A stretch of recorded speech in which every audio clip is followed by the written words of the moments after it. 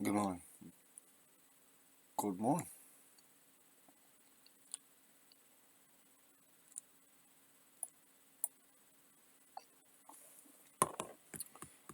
Free thinking, free speech. What does it mean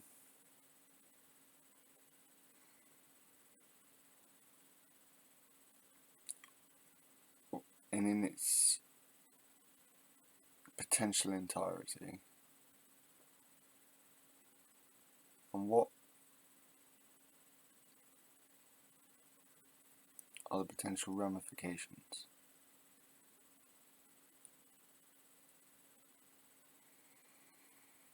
And what are the potential benefits?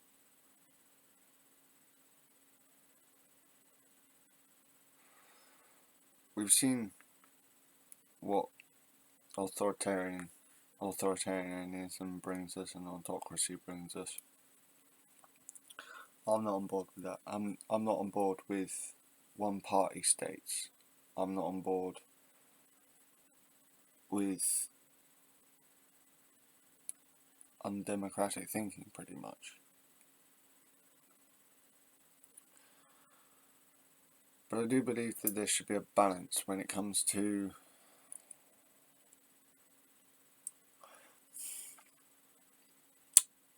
no, that's the wrong way to put it. There already is a balance. Society puts a balance in place. It puts natural checks in place, societal checks. And that's why we evolved from having guardsmen and patrolmen to actual police officers, community police officers.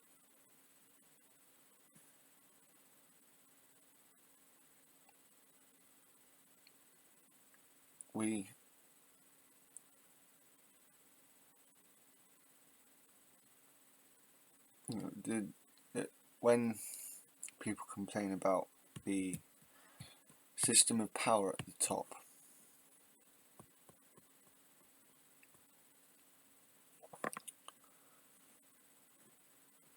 we don't take into consideration how it all got to that in the first place, because it isn't just an entire story of corruption. There is some legitimacy in saying that our society evolved in many different ways,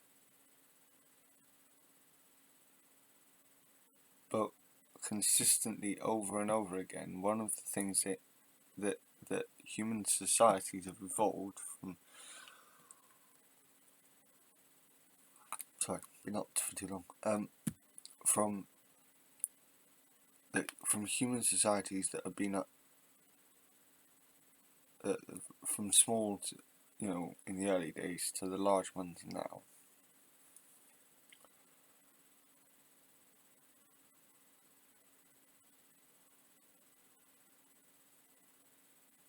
There has been some form of governance,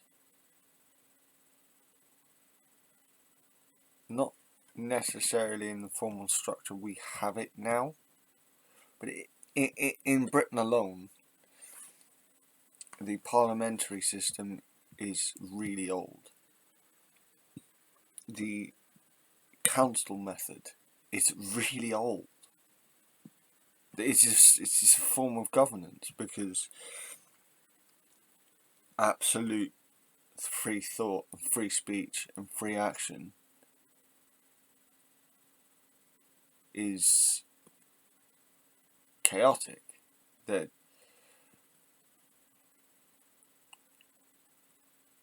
and doesn't actually bring about a balance.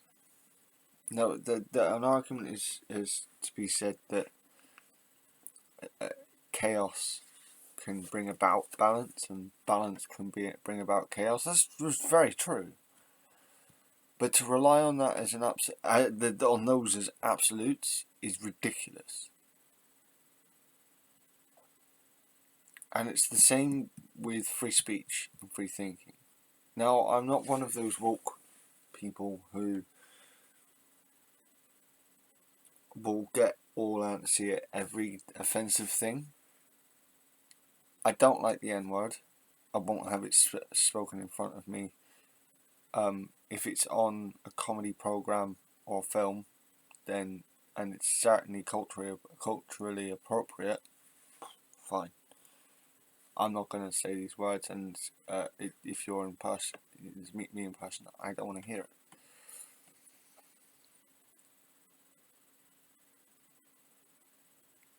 But, and various other slurs, personally, in my hearing, I don't like hearing them, personally. But does that mean that I think that there should be an outright ban of these things? No, because there always has to be some kind of dissent and some variety in opinion and thought. So it's societal evolution for you. You've got to be able to accept the good and the bad. Now that sounds, in some ways that can sound really twisted. But if you refuse to accept that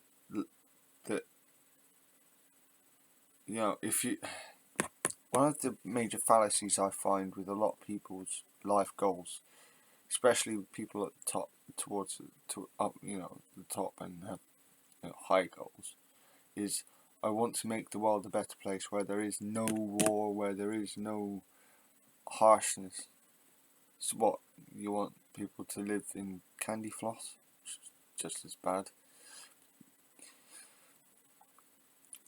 No. We need to accept both the good and the bad, both the dark and the light, both the peaceful dark and the blinding light.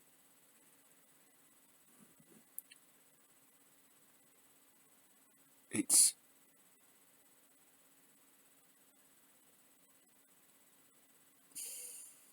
is. I think it's a problem of absolutism. Again, there are already social checks, social boundary checks when it comes to these things. But we can't let them erode. Refine them, make them more efficient, but don't get rid of them. These things keep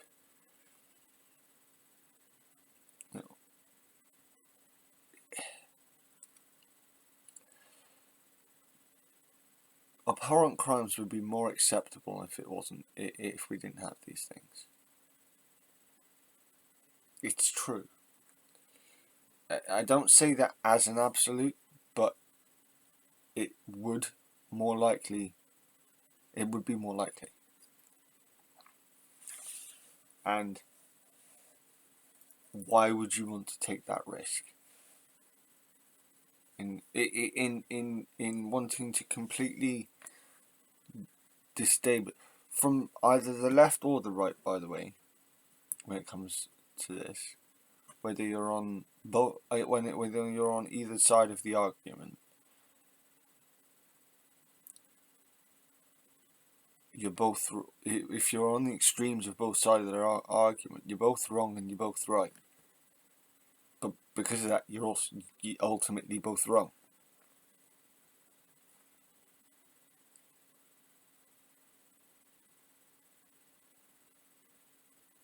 Why?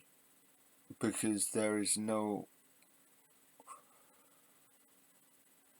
When you try to boil it down to just one thing, it's barely, when it takes a deeper thought, that one thing you think you thought you boiled it down to, it turns out it can expand into many other points.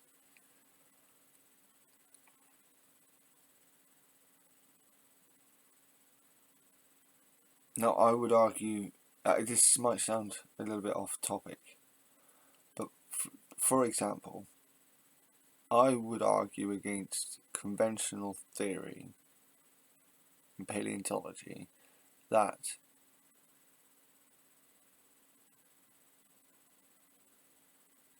land-dwelling animals descended from one species that moved onto land from the water. I doubt it.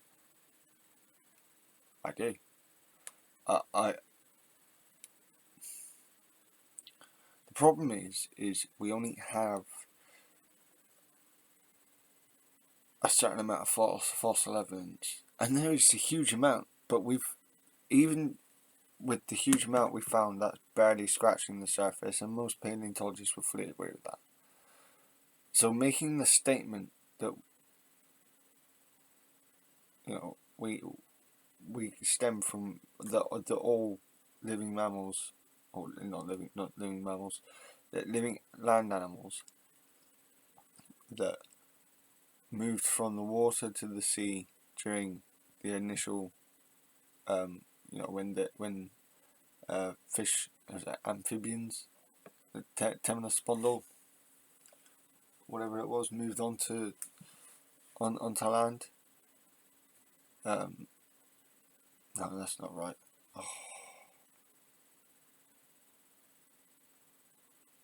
Wasn't temnospondyl, was it? That's an amphibian.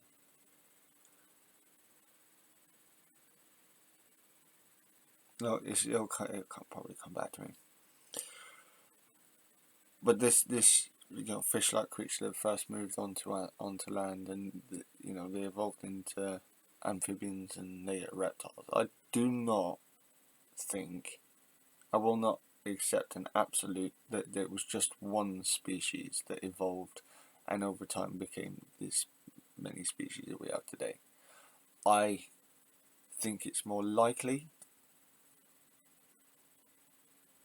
that several different species did this.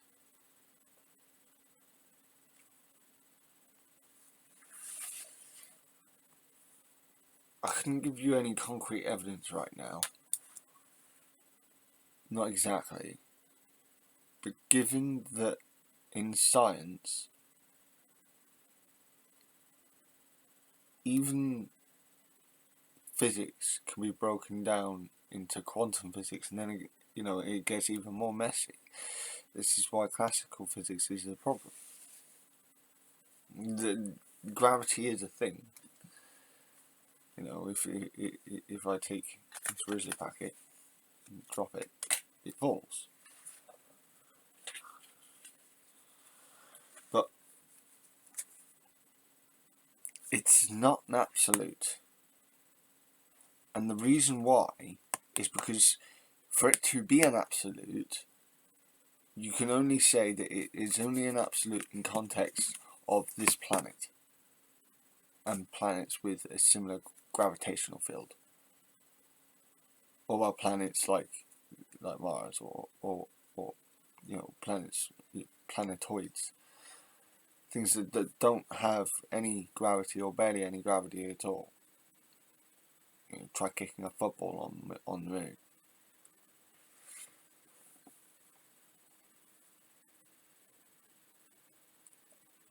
So even gravity isn't absolute. Isn't an absolute. The only absolute I would say is the passage of time, and even then, that's questioned. So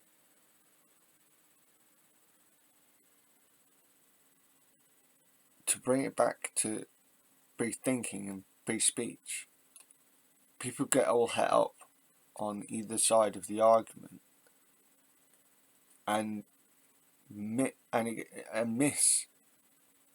the bigger picture.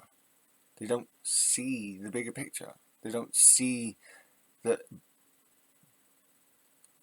whilst there must be a facility for people to speak their minds and for thoughts not to be policed, there also must be social boundaries. Hence why we already have social boundaries, and trying to fight against these social boundaries is a part of the balance. But to argue that one must win over the other is utterly stupid, and it sounds harsh, but that's just the facts. That is the truth.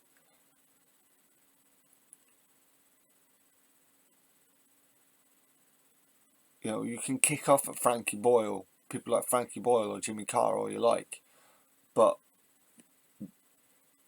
you know who they are.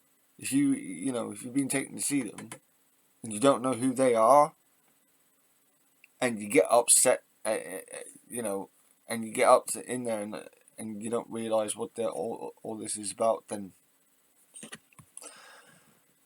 that's on you. But if you go to see or to see these people, or you choose to listen to these people, and you get offended by something they've said, well, that again is on you, not them. It's comedy. By and large, these comedians don't believe a fucking word that comes out of their mouth. It's just satire. It's taking the piss out of people who think like that. Now, on the other hand, there is some, there is an aspect of context that needs to be brought into it. So, comedy should be used in the right context. But comedy should also not be taken out of context either from the comedian or from the audience, from the listeners, from the watchers. It's not just on the comedian or the person who's made that judgment call to make it a bit of comedy. That's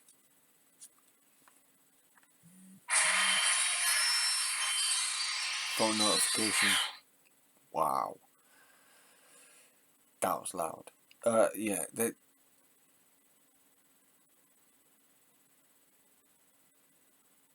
there isn't any evidence when you actually take a look at your when a person takes a fundamental look at their beliefs, whether they realise it or not, they're actually having to put their thoughts on a balance, their beliefs on a balance, and decide which way.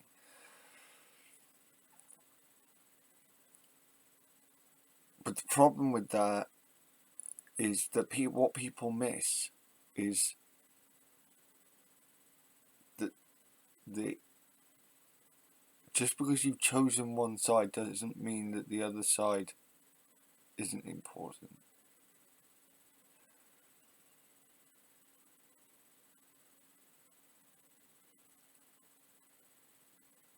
It's the unstoppable force versus the immovable object, and we, in a metaphorical sense, in a societal way, are doing exactly that.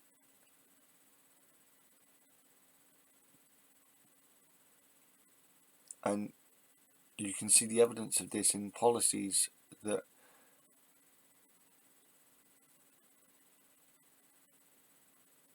a lot of governments, councils, and other authorities seem to be utilising. Not all, but a lot. Are principles of absolutes. And it's ridiculous. I mean, France diversified their energy, their social conversations, from what I can gather, are incredibly diverse. I've seen the way their parliament works. That's diverse. in places like America and Britain, to supposed bulwarks of democracy,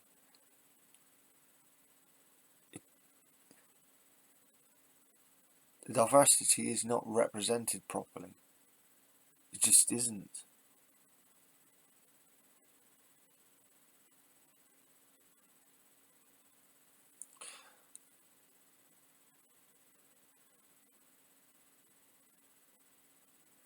If there are going to be people like Owen Jones,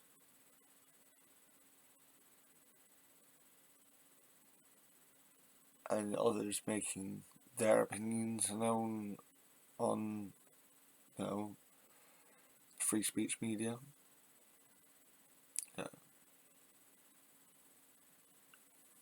then the right are going to do it as well, and so would the centre, and everywhere else on that scale.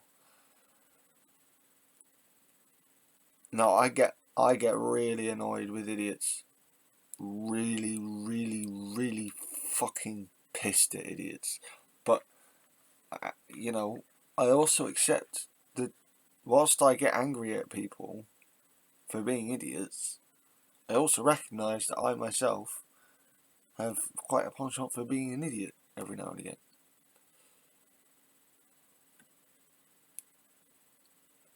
Again, it all comes down to non-absolutism versus absolutism, which is weird because in and of itself is sort of an absolutist statement, but it doesn't just come down to one. There is a choice at least. And with a non-absolutist point of view,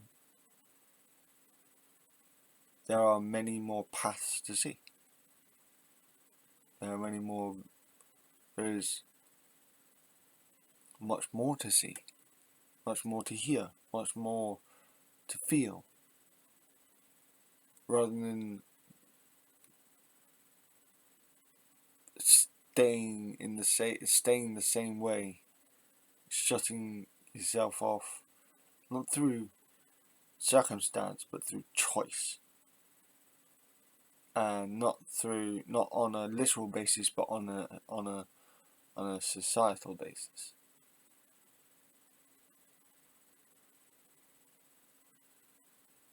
We humans are communal creatures. Some like to be alone, some don't. But as a general rule, humans are rather social creatures. So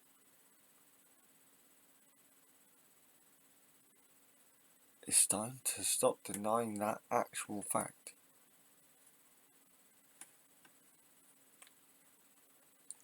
Whilst antisocial people are always going to be a thing,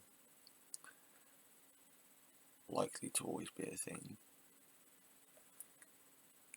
and the opposite is true for people who are extremely social, and again everywhere in between on that scale. When talking about free thinking, free speech, there must be a balance and a scale.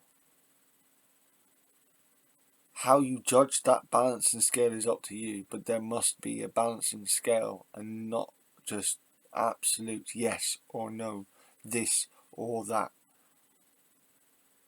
Sometimes it's both or neither. Sometimes there isn't just two ways, sometimes there are 3, 4, 5 different ways.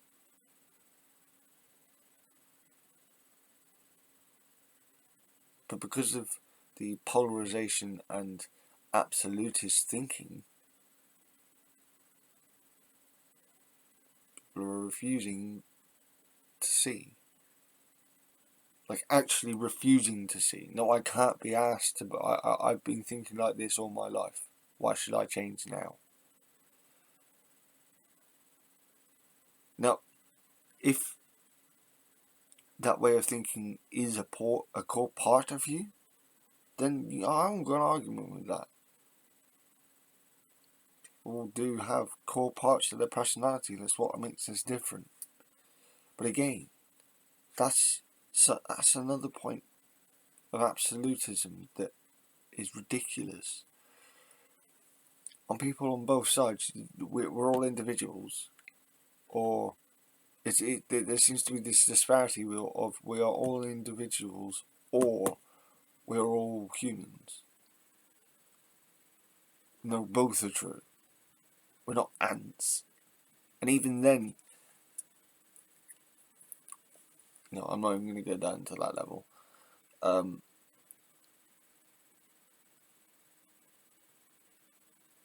But, we need to get out of this old mindset of it has to be one way or the other. Because effectively that does affect free speech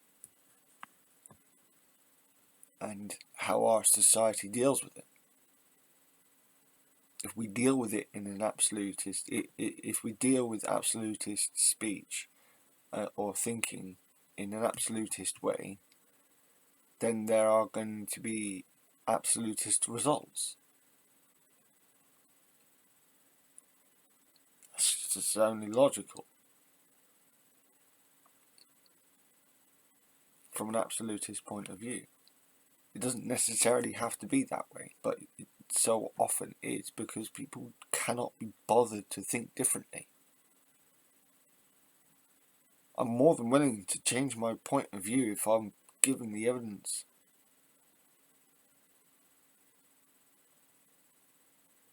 Like I said, I've had to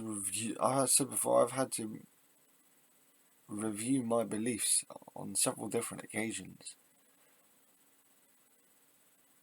And how I think and the way I think.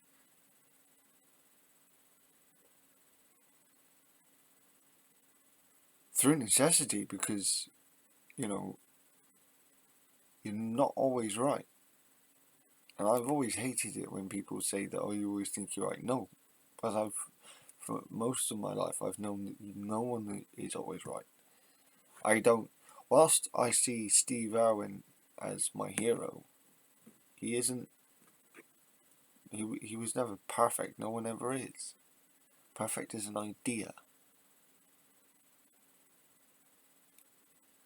not a literal practicality, not a fact. It's an idea. It's an ideal idea.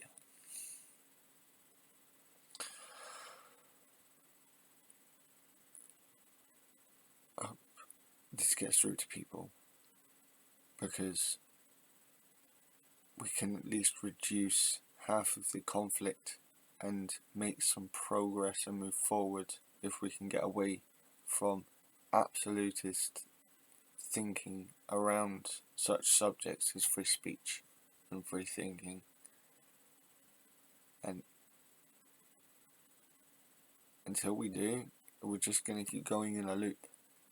We'll still move forwards, but we wouldn't be able to move forwards as well, as efficiently, if we continue to keep going in this loop.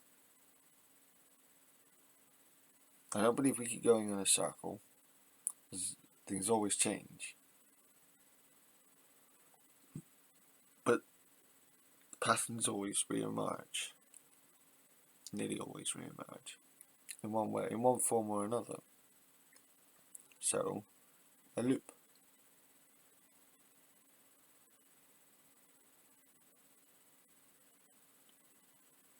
I do hope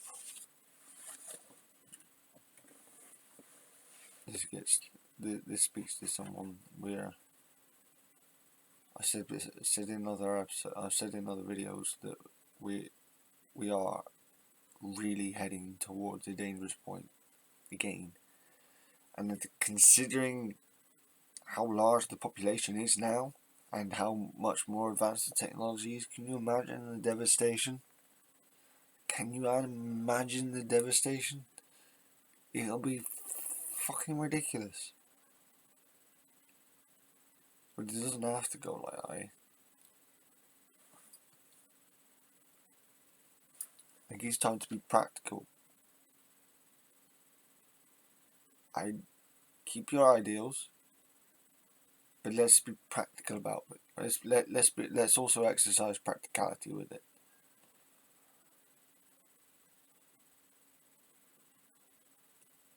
Everyone has a good day.